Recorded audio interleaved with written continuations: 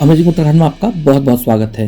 पिछले अध्याय में हमने चंद शासक अजीत चंद एवं कल्याण चंद का अध्ययन किया था। अजीत चंद के काल में शासन की वास्तविक शक्तियां मानिक चंद गैड़ा और पूरनमल गैड़ा के हाथों में रही और उन्होंने अत्यंत अत्याचारपूर्ण शासन करना जारी रखा, जिसे गैड़ागर्दी कहा जाता है। मानिक व पूरनमल गैड़ा के आदेशानुसार उन ब्राह्मणों को पकड़ कर लाया गया जिन्हें राजा देवीचंद ने दान दक्षिणा तथा गांव जागीर में दिए थे। गैड़ाओं ने उनको दिए गए धन को जब्त किया और इस धन एवं अन्य वस्तुओं को वन में पृथक पृथक स्थानों पर गाड़ दिया गया। इसके बाद उन श्रमिकों की हत्या कर उन्हें भी गाड़ दिया गया ताकि किसी अन्य को इस धन का पता न चल सके। अजीत चंद ने पूरनमल के घृणित कार्यों का विरोध किया। इस पर क्रोधित होकर पूरनमल गैड़ा ने निर्ममतापूर्वक राजा की हत्या कर दी।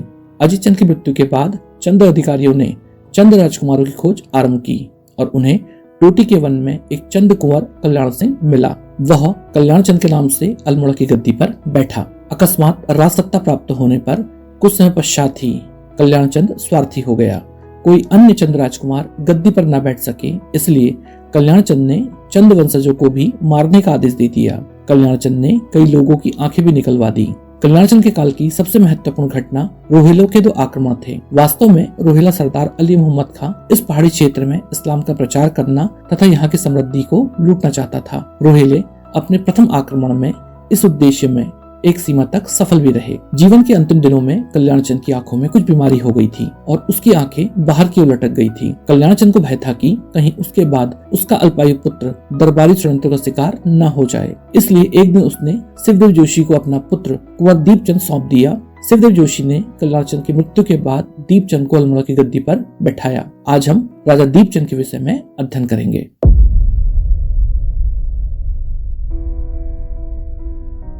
दीपचंद एक अत्यंत भोला, दुर्बल तथा मिलनसार राजा था। यह किसी से कुछ नहीं कहता था और केवल हाड़ मांस के एक पिंड की भांति रहता था, इसलिए इसके मृदु स्वभाव के कारण लोग इसे गूंगा राजा भी कहते थे। नेपाल का इतिहास लिखने वाले फ्रांसिस हैमिल्टन ने भी इसे गूंगा राजा कहा है। इसके दयालु तथा दानी व्यवहार के कारण सभी लोग इससे सदैव प्रसन्न रहते थे। वर्तमान अभिलेखों के अनुसार इसने सर्वाधिक जागीरें दान में दी थी। दीपचंद के समय की एक महत्वपूर्ण घटना पानीपत का तृतीय युद्ध थी। दिल्ली से चंद राज्य के लिए संदेश आया कि यथाशीघ्र मराठों के विरुद्ध अफगानों की सहायता की जाए, इसलिए दीपचंद ने सेनापति हरिराम व बीरबल नेगी के नेतृत्व में 4000 सैनिकों की एक सेना भेजी, जिसका नेतृत्व रोहिला सरदार हाफिज रहमत खां व नजीबाबाद के नवाब नजीबुद्दौला ने किया था। पानीपत के युद्ध में चंद सैनिकों ने अपनी वीरता का परिचय दिया, इसलिए युद्ध पश्चात मुगल सम्राट ने चंद सेना की प्रशंसा भी की थी। इस युद्ध में चंदों ने अपने एक विशेष प्रकार के हथियार बाण का प्रयोग किया था। उल्लेखनीय है कि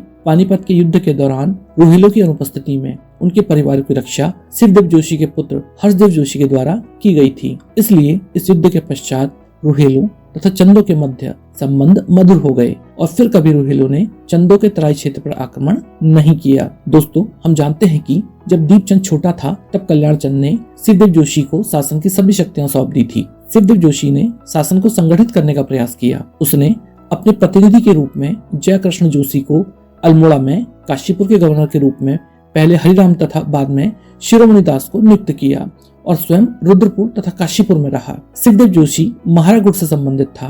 उसकी बढ़ती हुई शक्ति के कारण फरत्याल गुट के अनेक लोग उससे ईर्ष्या करने लगे थे। शिवदेव जोशी के विरुद्ध मुख्य रूप से काली कुमाऊं के फरत्याल थे। लंबे समय से शासन की शक्तियां महराओं के हाथ में थी। फरत्याल समूह भी शासन में केंद्रीय भूमिका निभाना चाहता था। इस उद्देश्य की पूर्ति हेतु उन्होंने दिन रात चाले अर्थात षड्यंत्र रचे, जिसे फरत्यालों का गदर कहा जाता है। इस कारण चंद राज्य में अशांति उत्पन्न हो गई थी। इस समय शिवदेव जोशी अत्यंत शक्तिशाली एवं सर्वेसर्वा हो चुका था। फरत्यालों की यह इच्छा तभी पूरी हो सकती थी जब उनका कोई सहयोगी प्रधानमंत्री बन जाए, इसलिए उन्होंने अपने सहयोगी कुंवर अमर सिंह रौतेला को प्रधानमंत्री बनाने के लिए षड्यंत्र रचने आरंभ कर दिए थे। शिवदेव जोशी ने बड़ी निर्ममता से इस विद्रोह को कुचल दिया और कुंवर अमर सिंह भयभीत होकर अल्मोड़ा से भाग उठा। शिवदेव जोशी को न केवल दूसरे बल्कि अपने गुट के लोगों के विरोध का भी सामना करना पड़ा। एक बार मेहरा गुट का एक अधिकारी जयकिशन जोशी किसी बात को लेकर अपने गुट से असंतुष्ट हो गया और फरत्याल समूह में चला गया। यही नहीं, इन षड्यंत्रकारियों ने मिलकर पवार शासक प्रदीप शाह को कुमाऊं पर आक्रमण करने के लिए भी प्रेरित किया। इस आमंत्रण से उत्साहित होकर प्रदीप शाह ने कुमाऊं पर आक्रमण किया, किंतु तामाढौन के युद्ध में शिवदेव जोशी से पराजित हुआ। इस युद्ध के दौरान चंद सेना को आदेश दिया गया कि जो कोई भी किसी गढ़वाली सैनिक का सर लाएगा उसे एक अशर्फी दी जाएगी। इस कारण कई गढ़वाली सैनिक मारे गए।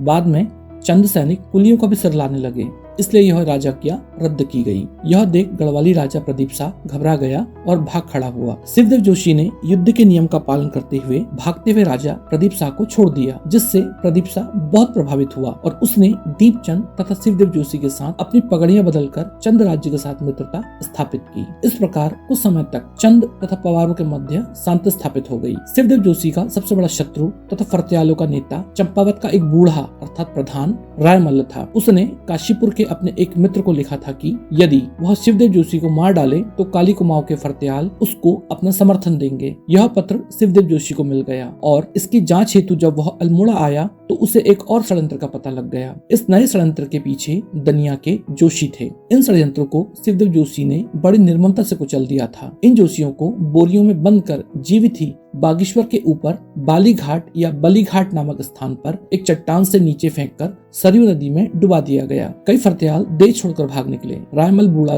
डोटी भाग गया। अनेक सैनिकों को फांसी की सजा दी गई। यह फांसियां भी बड़ी नृशंसा से दी गई थी। शिवदेव जोशी की क्रूरता का वर्णन करते हुए श्री बद्रीदत्त पांडे लिखते हैं कि इतिहास में बड़े बड़े भयंकर अत्याचारों की कहानियां पढ़ी जाती हैं, किंतु इस महान नृशंस कांड का कहीं और उदाहरण होगा या नहीं कह नहीं सकते। श्री पांडे यह भी लिखते हैं कि वह कुकृत्य कुमाऊं के इतिहास के काले पन्नों को और भी कलंकित करता रहेगा, ठीक उसी प्रकार जैसे मेहरों का सात भदाले अर्थात कड़ाई आंखें निकालने का महारोमांचकारी कांड। कहा जाता है कि अपने द्वारा की गई क्रूरता के कारण स्वयं शिवदेव जोशी भी कुछ समय के लिए सुन्न पड़ गया था। इससे उसकी चारों ओर बड़ी निंदा हुई। इससे उबरने के लिए उसने शेष लोगों को छोड़ दिया और उनकी क्षतिपूर्ति करने का प्रयास किया। नदी में फेंके गए जोशियों का अंतिम क्रियाक्रम किया गया और उनकी संपत्ति उनके उत्तराधिकारियों को सौंप दी गई। सुमेर अधिकारी ने शिवदेव जोशी का बहुत साथ दिया था, इसलिए उसे विशेष रूप से पुरस्कृत किया गया। इसी सुमेर अधिकारी ने अल्मोड़ा में पाताल देवी मंदिर एवं सुयाल नदी के किनारे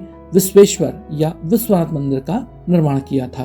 शिवदेव जोशी की निर्ममता के कारण कुछ समय के लिए शांति तो स्थापित हो गई थी, किंतु इस कारण उसके शत्रुओं की संख्या पहले से अधिक हो गई थी। शिवदेव जोशी ने तराई की सुरक्षा के लिए बाहर के विभिन्न स्थानों से बड़ी संख्या में सैनिकों की भर्ती की। फर्त्यालों ने इन सैनिकों को वेतन वृद्धि हेतु विद्रोह करने के लिए भड़काना आरंभ कर दिया था। शिवदेव जोशी सैनिकों की बात सुनने के लिए यथाशीघ्र काशीपुर पहुंच गया, किंतु तब तक सैनिकों की मांग एक तीव्र विद्रोह का रूप ग्रहण कर चुकी थी। एक दिन षड्यंत्रकारियों के 500 सैनिकों ने शिवदेव जोशी के काशीपुर वाले किले को घेर लिया और उन्होंने शिवदेव जोशी सहित उसके 2 पुत्रों जयदेव जोशी तथा हरनिधि जोशी को मार दिया, किंतु इसी किले में रहने वाला तीसरा पुत्र हर्षदेव जोशी बच गया। शिवदेव जोशी की मृत्यु के बाद चंद शासन के शानदार काल का पतन भी आरंभ हो गया। शिवदेव जोशी की मृत्यु के बाद राजा दीपचंद की पत्नी रानी संगार मंजरी शासन में रुचि लेने लगी।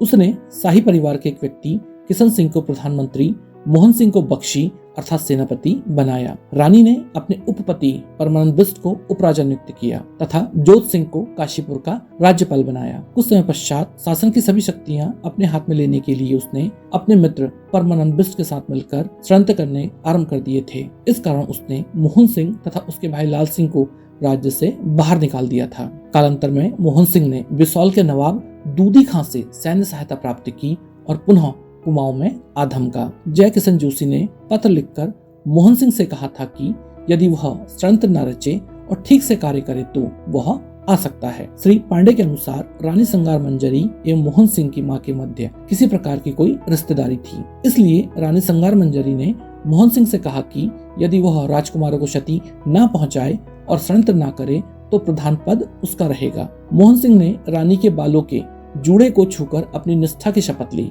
इसके बाद मोहन सिंह ने जोशी बंधुओं पर अपना प्रभाव स्थापित कर लिया। कुछ समय पश्चात मोहन सिंह ने अवसर पाकर परमानंद बिष्ट की हत्या कर दी और इसके बाद वह रणनिवास जा पहुंचा। उसने रानी संगार मंजरी को बालों से पकड़कर महल से नीचे फेंक दिया, जिस कारण उसकी मृत्यु हो गई। इस प्रकार संगार मंजरी का किस्सा भी समाप्त हुआ। जोशी बंधुओं को शीघ्र ही मोहन सिंह की गतिविधियों का आभास हो गया, इसलिए उन्होंने दीपचंद के मित्र रोहिला सरदार हाफिज रहमत खां को कुमाऊं की दयनीय राजनीतिक स्थिति से अवगत कराया। नवाब ने हरदेव जोशी एवं जय किशन जोशी को बुलाया और कहा कि वे कुमाऊं की सभी शक्तियां अपने हाथ में रखें। जोशी बंधुओं ने रहमत खां से सैन्य सहायता प्राप्त की और मोहन सिंह को पराजित कर उसे पुनः राज्य से बाहर निकाल दिया।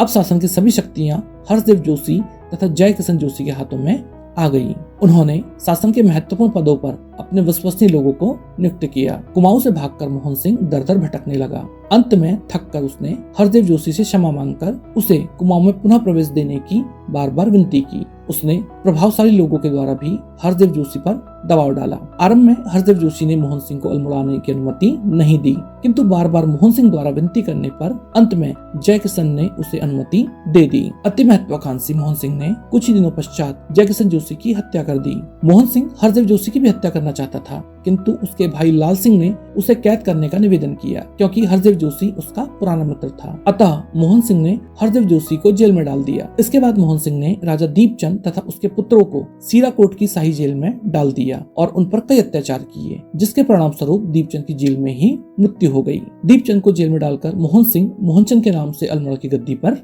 बैठा।